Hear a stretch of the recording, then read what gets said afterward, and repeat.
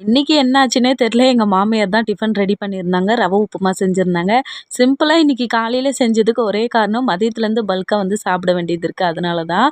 Tiffin சாப்பிட்டு முடிச்ச ஒரு 2 மணி நேரத்திலேயே பக்கத்து வீட்டு அக்கா வந்து பார்த்தீங்கன்னா, பிரியாணி வந்து பாத்திரத்தில போட்டு வீட்டுக்கே எடுத்துட்டு வந்து குடுத்துட்டாங்க. ஏன்னா இங்க பக்ரீத் பண்டிகை இல்லைங்களா இன்னைக்கு. அதனால சீக்கிரமா வந்து எடுத்துட்டு வந்து குடுத்துட்டாங்க. காலையிலேயே குளிச்சுட்டு வேகமா கொஞ்சமா வந்து பிரியாணி வந்து சாப்பிட ஆரம்பிச்சுட்டேன். ஏன்னா வந்து பக்கத்து வீட்ல இன்னொரு வீட்லயும் போய் சாப்பிட போனோம். அதனால தான். அதுக்குள்ள இன்னொரு அக்கா வீட்லேருந்து வந்து பார்த்தீங்கன்னா, எடுத்துட்டு வந்து குடுத்துட்டாங்க சாப்பாடு வீட்லயே. அத எடுத்து நாங்க ஃப்ரிட்ஜில வச்சுட்டு, அதுக்கப்புறமா எப்பவும் போல வருஷம் வருஷம் இந்த வீட்டுக்கு தான் வந்து வருவோம் நாங்க சாப்பிட்றதுக்கு. இவங்க வீட்ல என்ன சாப்பிட்டோன்னா, பிரியாணி, தயிர் பச்சடி, அப்பளம், தேங்காய் சம்மந்தி, பாயாசம். இது எல்லாமே தான் வந்து சாப்பிட்டோம். எங்க மாமியார் முன்னாடி சாப்பிட்டுட்டு இருக்காங்க. அதுக்கப்புறம் நான் சாப்பிட ஆரம்பிச்சேன். இவங்க தான் இந்த வீட்டோட மாமியாரு. இவங்க வந்து மூத்த மகனோட வீடு தான் இது.